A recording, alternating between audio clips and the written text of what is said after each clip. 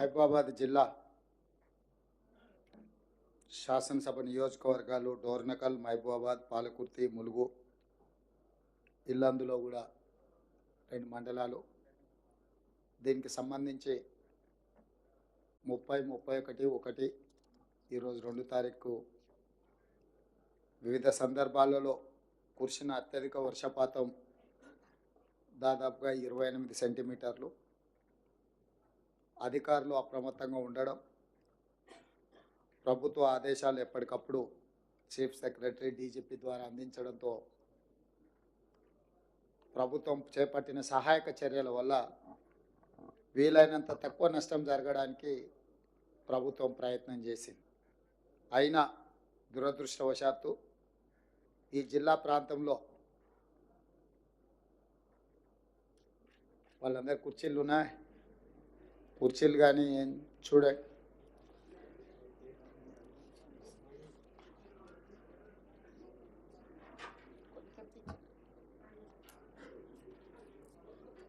ప్రభుత్వం ముందస్తుగా అప్రమత్తంగా జాగ్రత్తగా వ్యవహరించినా కూడా ఈ జిల్లా ప్రాంతంలో ప్రాణ నష్టం, ఆస్తి నష్టం, ప్రభుత్వ ఆస్తులు దెబ్బతినడం ఇవన్నీ కూడా జరగడం బాధాకరం. అందుకే సచివాలయం నుంచి, కమాండ్ కంట్రోల్ రూమ్ నుంచి ప్రత్యక్షంగా అధికారులు, మంత్రులు, నేను పర్యవేక్షిస్తూ అన్ని రకాల సహాయక చర్యలు చేపట్టి రాష్ట్రంకు వచ్చిన విపత్తు నుంచి రాష్ట్రాన్ని కాపాడే ప్రయత్నం చేస్తూనే ఉన్నాం. ఈరోజు అందులో భాగంగా మహబూబాబాద్ జిల్లా కలెక్టర్ కార్యాలయంలో అధికారుల నివేదికను తీసుకొని అధికారులకు, అదేవిధంగా జిల్లాకు సంబంధించిన మంత్రులు, ఇన్ఛార్జ్ మంత్రి గారికి సూచనలు చేస్తూ సహాయక చర్యలు చేపట్టడానికి ఈ సమావేశంలో నిర్ణయించడం జరిగింది. ఈ జిల్లా పరిధిలో 4 మృతి చెంది 2 ఈ జిల్లాకు సంబంధించిన వాళ్ళు, 2 పక్క జిల్లాకు సంబంధించిన వాళ్ళు 4 చనిపోవడం బాధాకరం. అదేవిధంగా రోడ్లు కూడా డ్యామేజ్ అయినాయి, 8 రోడ్లు, అదేవిధంగా ట్యాంకులు, అదేవిధంగా పంచాయతీరాజ్కు సంబంధించిన రోడ్లు, నేషనల్ హైవేస్కు సంబంధించిన రోడ్లు, అదేవిధంగా క్రాప్ డ్యామేజ్ దాదాపుగా పంటల నష్టం 27,639 ఎకరాలు, దాదాపుగా 30,000 ఎకరాల పంట నష్టం.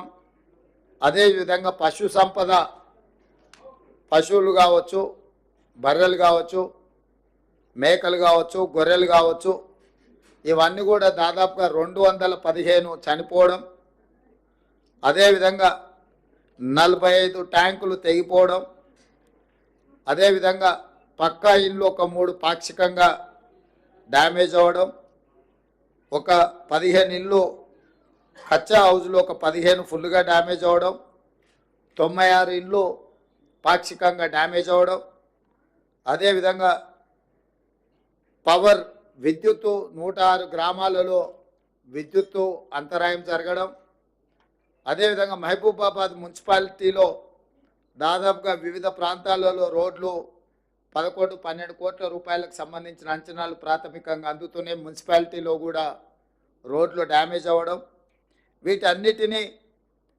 ప్రభుత్వం పర్యవేక్షిస్తూ రిలీఫ్ సెంటర్స్ని 7 ప్రారంభించి దాదాపుగా 680 మందికి భోజన వసతులు, ఇతర సహాయక చర్యలు రాష్ట్ర ప్రభుత్వం చేపట్టింది.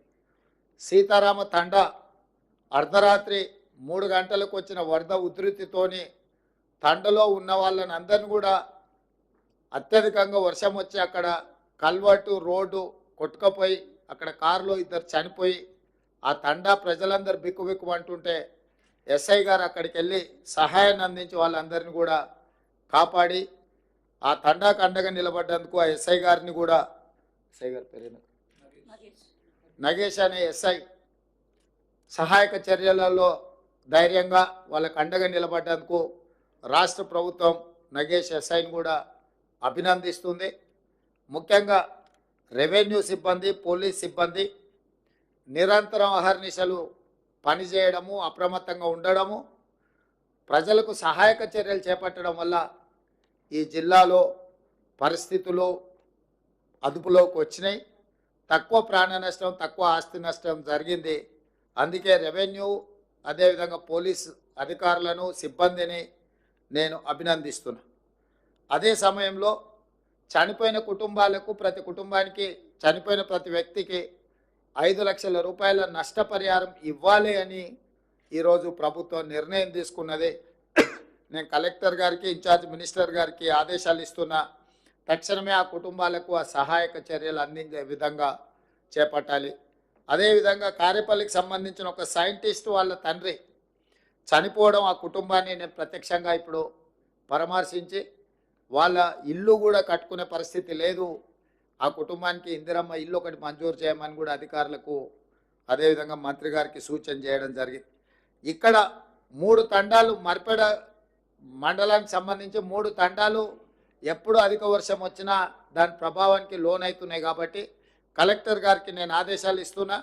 ఆ 3 తండాలను సురక్షితమైన ప్రాంతానికి తరలించి ఒక కాలనీని తయారు చేసి ఒకే దగ్గర వాళ్ళందరికీ ఇండ్ల పట్టాలు ఇవ్వడమే కాకుండా వాళ్ళందరికీ ఇందిరమ్మ ఇండ్లు ఇచ్చి ఒక మంచి కాలనీని ఒక ఆదర్శ కాలనీగా తీర్చిదిద్ది వాళ్ళకి అన్ని మౌలిక వసతులు ఏర్పాటు చేసే విధంగా ప్రతిపాదనలు తీసుకొని వచ్చి జిల్లా మంత్రులు, ఇన్ఛార్జ్ మంత్రి గారి ద్వారా ప్రభుత్వం అనుమతి తీసుకొని తక్షణమే ఆ పనులను చేపట్టాల్సిందిగా నేను సూచన చేస్తున్నా. దాని మీద కూడా నివేదికలు తయారు చేసుకోవాలి. అదేవిధంగా ఈ పశు సంపద ఏదైతే చనిపోయిందో పశువులకు 50,000 రూపాయలు మనం ఇస్తున్నాం నష్టపరిహారం, గొర్రెలకు, మేకలకు 5,000 రూపాయలు నష్టపరిహారం ఇస్తున్నాము. తక్షణమే ఆ నష్టపరిహారాన్ని కూడా అంచనా వేసి అగ్రికల్చర్ అండ్ రెవెన్యూ సిబ్బంది వాళ్ళు వెళ్ళి ఈ నష్టాన్ని కూడా ఏం జరిగిందో యానిమల్ హస్బెండరీ డిపార్ట్మెంట్ను కూడా ఇన్వాల్వ్ చేసి ఈ నివేదికలు తయారు చేసి వాళ్ళకి నష్టపరిహారం ఇవ్వండి. అదేవిధంగా దాదాపుగా 30,000 ఎకరాల పంట నష్టం అంటున్నారు. అగ్రికల్చర్ సిబ్బందిని కూడా గ్రామాలకు వెళ్ళి ఇంకా ఏమైనా అధికంగా ఉందా, ప్రజలకు ఏం నష్టం జరిగింది, రైతులకు తక్షణమే చూసి ప్రతి ఎకరాకు 10,000 రూపాయల నష్టపరిహారానికి ప్రతిపాదనలు పంపించి తక్షణమే సహాయక చర్యలను కూడా చేపట్టండి. అదేవిధంగా ఇప్పుడు ఈ రోడ్లకు సంబంధించి కానీ, హౌజెస్కు సంబంధించి కానీ ప్రధానమంత్రి ఆవాస్ యోజన కింద ఇట్లా ప్రమాదాలు జరిగినప్పుడు ఈ ఇండ్లు పోతే కేంద్ర ప్రభుత్వం నుంచి కూడా మనము నష్ట సహాయాన్ని వాళ్ళకు సహకారం అందించడానికి నివేదికలు పంపించవచ్చు. కేంద్ర ప్రభుత్వం నుంచి కూడా ఏమేమి మనము నష్టపరిహారం దీనికి పొందవచ్చో నివేదికలు తయారు చేయండి. కేంద్ర ప్రభుత్వానికి కూడా నివేదించడానికి మనం నిన్ననే ప్రధానమంత్రి గారికి లేఖ రాష్ట్రము తెలంగాణ రాష్ట్రంలో వచ్చిన ఈ ఉపద్రవము జాతీయ విపత్తుగా ప్రకటించాలి. తక్షణమే 5,438 కోట్ల రూపాయల నష్టం జరిగిందని తాత్కాలిక అంచనా రాష్ట్ర ప్రభుత్వ యంత్రాంగం అంచనా వేసిండ్రు. ఈ అంచనాను పరిగణలోకి తీసుకొని 2,000 కోట్ల రూపాయలు తక్షణమే తెలంగాణ రాష్ట్రానికి విడుదల చేయండి. అదేవిధంగా ఈ తెలంగాణ రాష్ట్రంలో జరిగిన నష్టాన్ని, ప్రాణ నష్టాన్ని, ఆస్తి నష్టాన్ని చూడడానికి ప్రధానమంత్రి గారిని కూడా ఆహ్వానించడం. ఎందుకంటే ప్రధానమంత్రి గారు ప్రత్యక్షంగా తెలంగాణ రాష్ట్రంలో జరిగిన నష్టాన్ని పరిశీలిస్తే వారు అధికంగా నిధులు ఇచ్చే తెలంగాణ రాష్ట్రాన్ని ఆదుకోవడానికి అవకాశం ఉంటుంది. కాబట్టి తెలంగాణ రాష్ట్ర ప్రభుత్వం తరఫున ప్రధానమంత్రి గారిని కూడా మనం ఆహ్వానించడం జరిగింది. ఒకవేళ వారు పర్యటనకు వస్తే వారికి నివేదికలు అందించడానికి మహబూబాబాద్ జిల్లాలో జరిగిన అంచనాలను పూర్తి స్థాయిలో నివేదికలు తయారు చేసి ప్రభుత్వానికి పంపాల్సిందిగా ఈరోజు నేను కలెక్టర్ గారికి ఆదేశాలు జారీ చేయడం జరుగుతుంది. అదేవిధంగా ఇప్పుడు మీరు ఇచ్చిన నివేదిక చాలా వరకు డీటెయిల్గా ఉన్నది. ఇప్పుడు జరిగిన నష్టాన్ని మీరు ఒక కోణంలో చెప్పారు, కానీ వాస్తవంగా ఇప్పుడు వర్షం తగ్గడం, వరదలు తగ్గడం, వరదలు నియంత్రణలోకి రావడము, ఇప్పుడు విష జ్వరాలు ప్రబలి అంటురోగాలు పెరిగే ప్రమాదం ఉంది. ఇప్పుడు నిజమైన సేవా కార్యక్రమాలు మొదలుపెట్టాలి. మెడికల్ అండ్ హెల్త్ డిపార్ట్మెంటుని తక్షణమే తండాలు కానీ, గ్రామాలు కానీ, లేకపోతే మహబూబాబాద్ మున్సిపాలిటీలో కానీ బురద ఏదైతే వచ్చిందో వరదల వల్ల తక్షణమే ఆ బురదను తొలగించడానికి అవసరమైన సహాయక చర్యలు రెవెన్యూ సిబ్బంది, ఇతర శాఖల సిబ్బంది, మున్సిపల్ శాఖ సిబ్బంది తక్షణమే సహాయక చర్యలలో పాల్గొనాలి. అదేవిధంగా ప్రజలకు ఇళ్లలో వచ్చిన బురద కడుక్కోవడానికి నీళ్లు కూడా అత్యధికంగా అందుబాటులో ఉంచే విధంగా ఒకవేళ మీకు నల్లాల ద్వారా ఇవ్వగలిగితే ఫుల్ టైం వాటర్ ఇవ్వండి. అట్లా లేకపోతే ట్యాంకర్ల ద్వారా నీటిని ఇస్తే ప్రజలు ఆ బురదంతా కడుక్కోవడానికి అవకాశం ఉంటుంది. అదేవిధంగా రోడ్ల మీద కూడా నీళ్ళ ట్యాంకర్లను నీళ్లు కొట్టడం ద్వారా ఈ బురదను మనం తొలగిస్తే అంటు రోగాలు ప్రబలడానికి తక్కువ అవకాశం ఉంటుంది.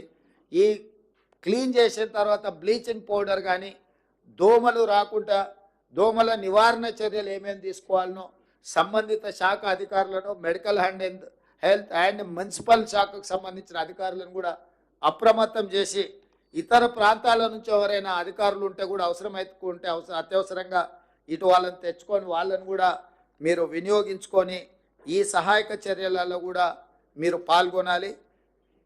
నేను స్పష్టంగా జిల్లా ఇన్ఛార్జ్ మంత్రి గారికి సూచన చేస్తున్న, అధికారులకు ఆదేశాలు ఇస్తున్నా, ఎక్కడైతే ఈ నష్టం జరిగిందో, ఎక్కడి ప్రజలకైతే కష్టం వచ్చిందో ఇతర ప్రాంత అధికారులను మీరు తీసుకోండి. పోలీస్ సిబ్బంది కూడా నేను సూచన చేస్తున్నా. ఇతర పోలీస్ స్టేషన్లలో ఉన్న సిబ్బందిని కొంత మేరకు ఐజీ గారికి కూడా నేను ఆదేశాలు ఇస్తున్నా.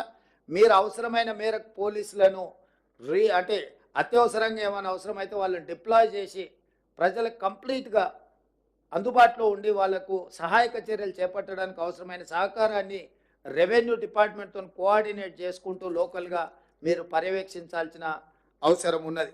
దాని మీద కూడా మీరు ప్రత్యేకంగా దృష్టి పెట్టండి.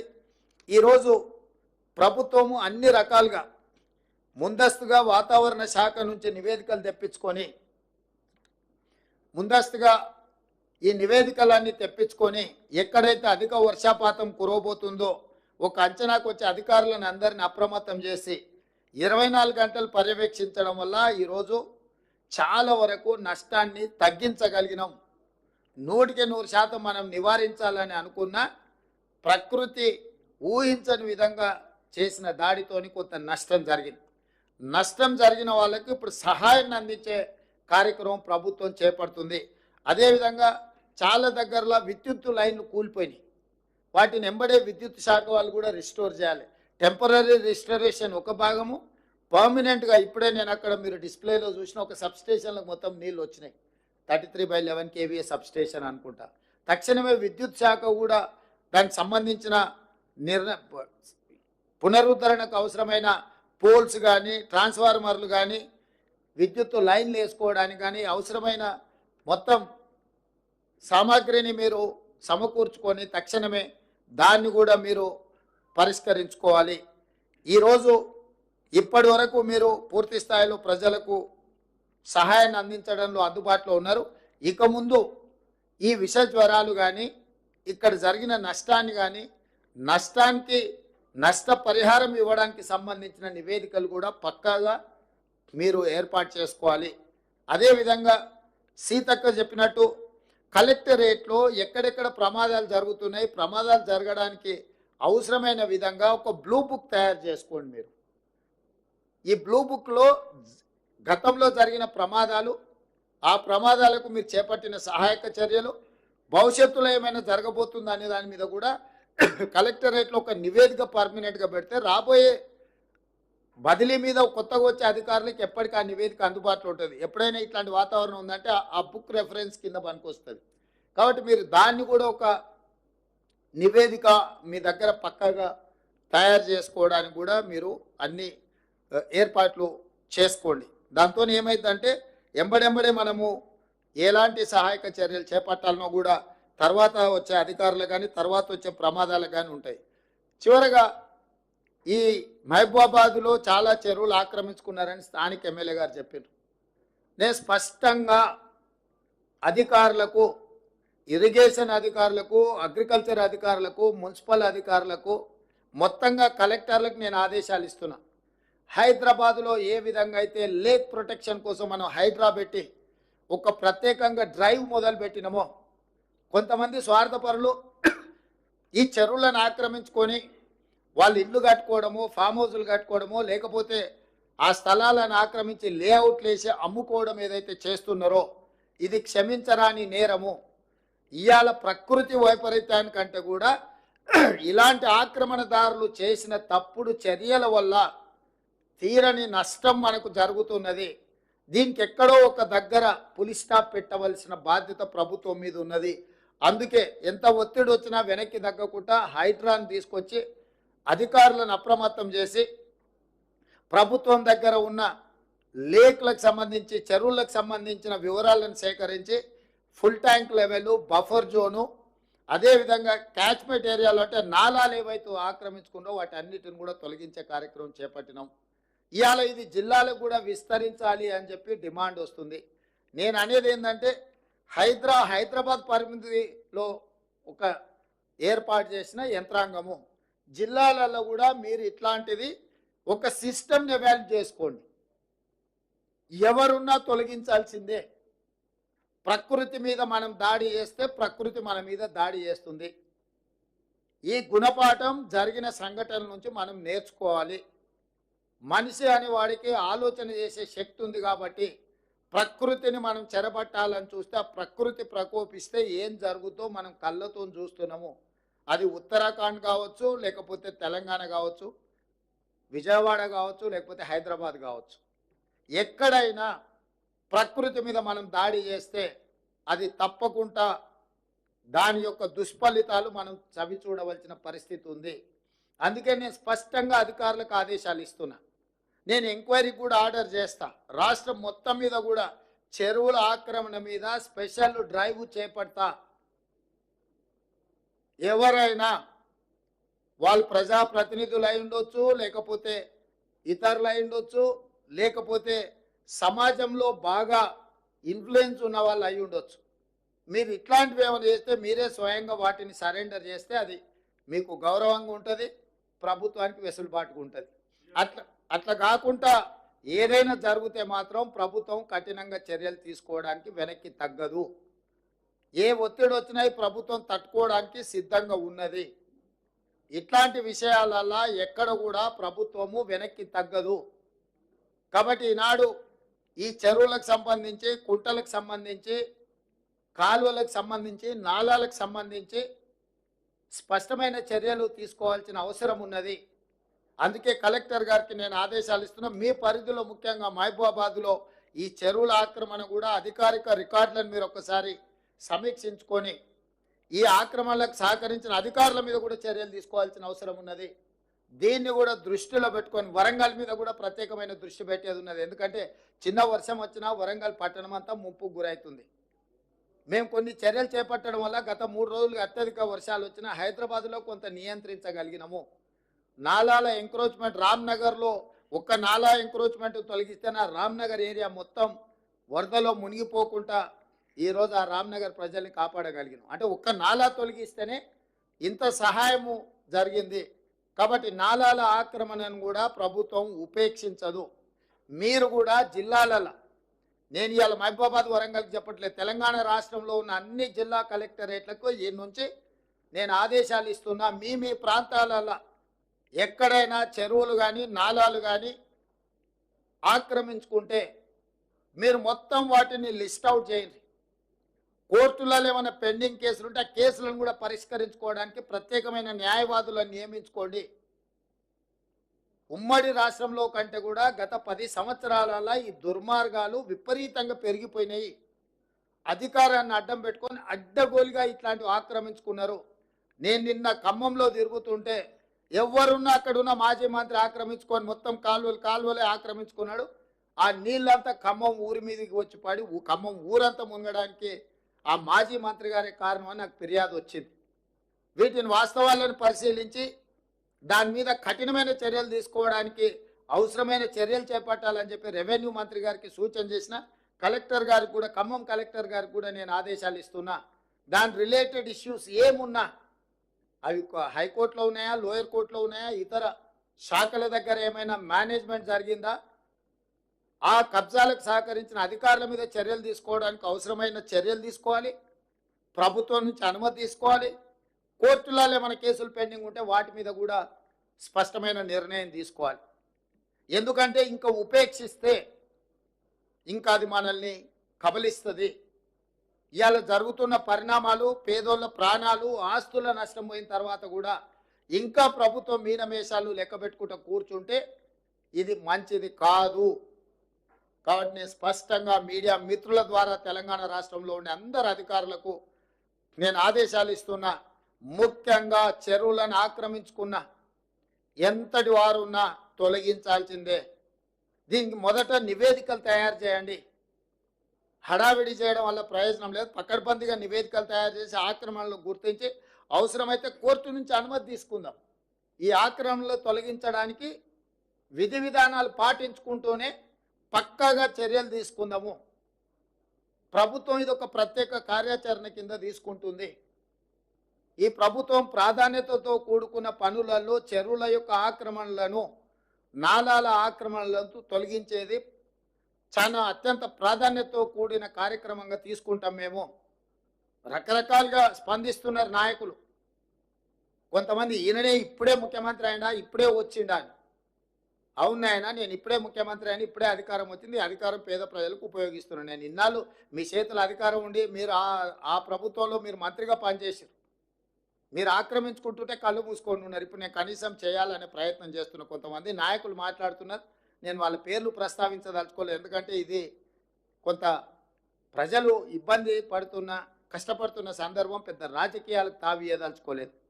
ఇక రెండవది, అమెరికాలో జల్సాలలో మునిగి తేలుతున్నాయని కూడా ట్విట్టర్లో మా ప్రభుత్వాల మీద, మంత్రుల మీద దాడి చేస్తున్నాడు. నిజంగానే నీకు కన్సర్న్ ఉంటే 4 రోజుల నుంచి ప్రతిపక్ష నాయకుడు ఒక పలుకు కూడా పలకలే, బయట కూడా కనిపిస్తలేడు. ఆయన ఎక్కడున్నాడో తెలియదు.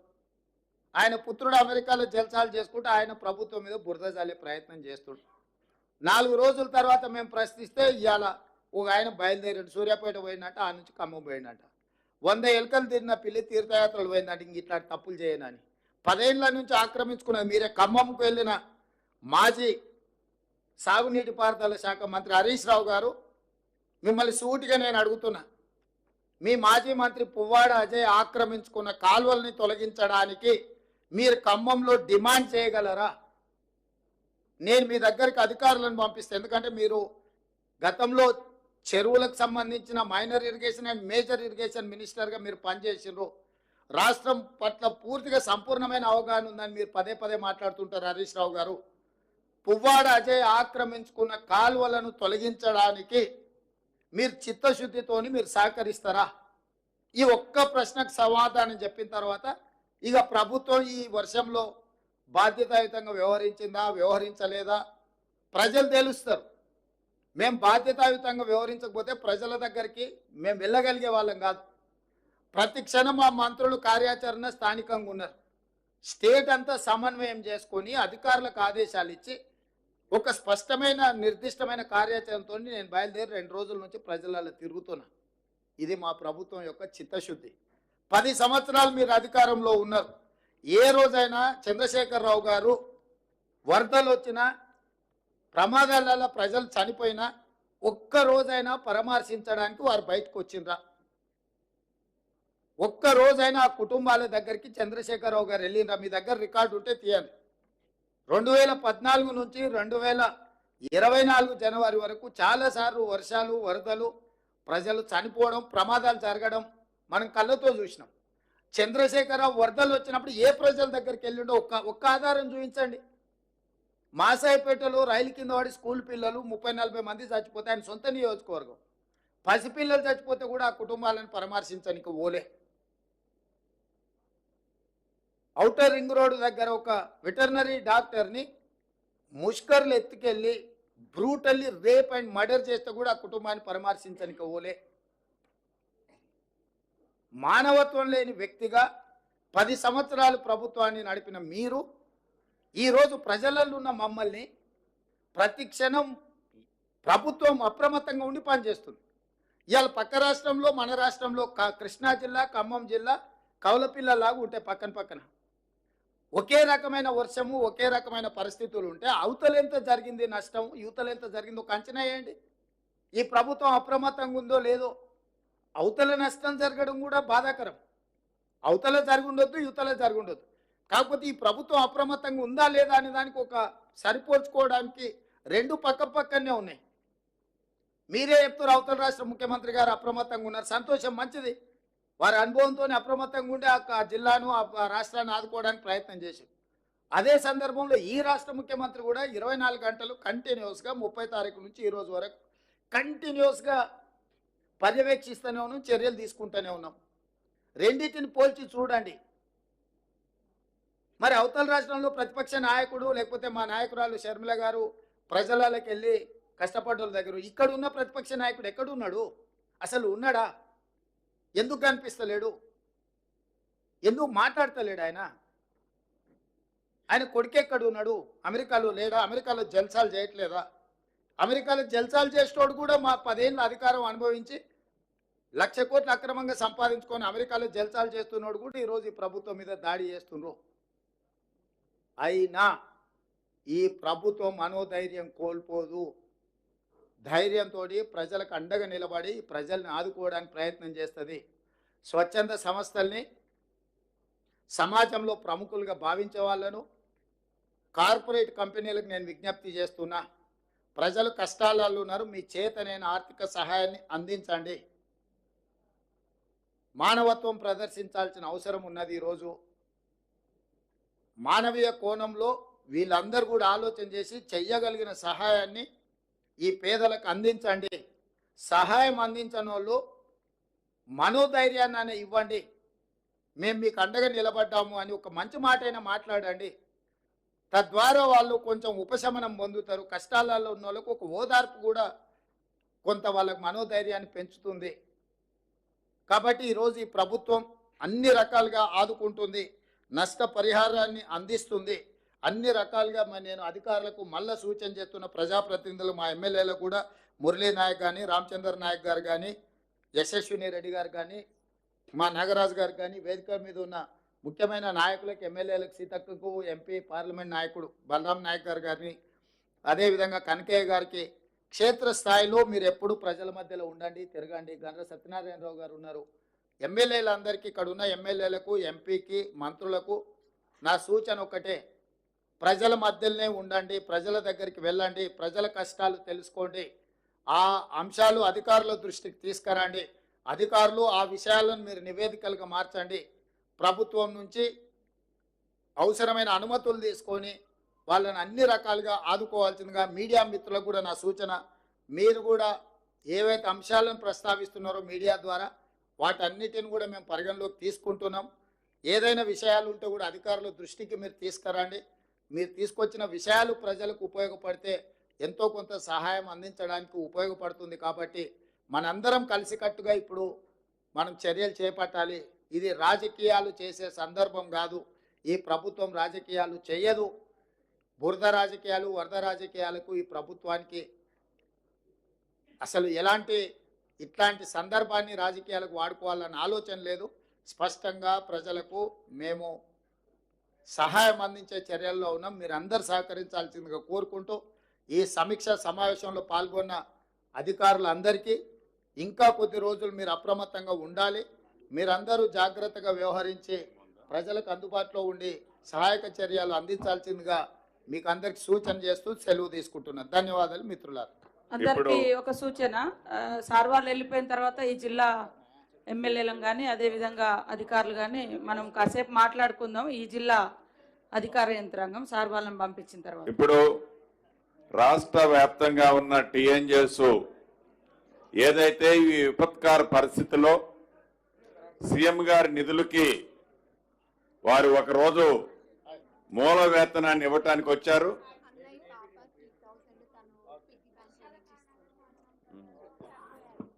వారు రావటం జరిగింది.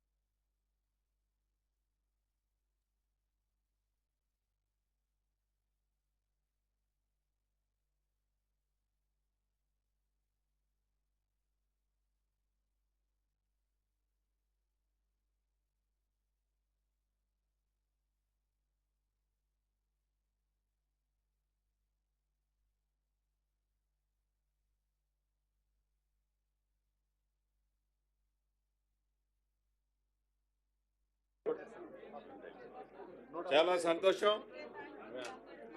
చెప్పండి.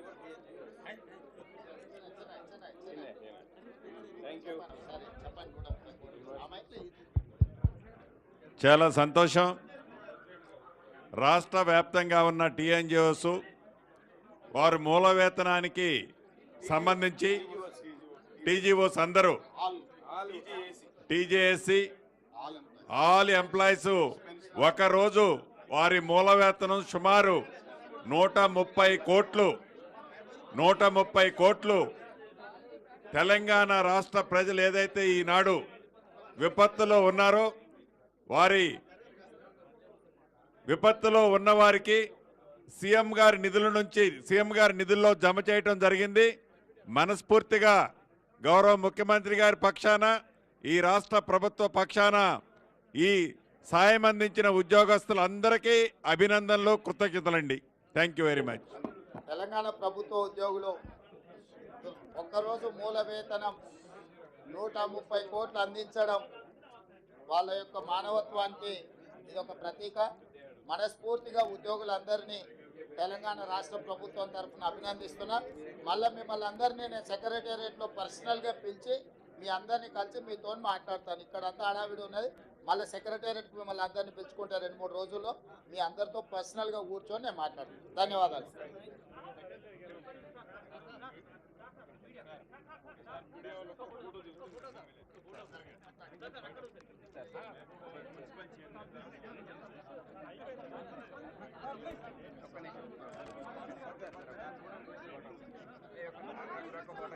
Gracias.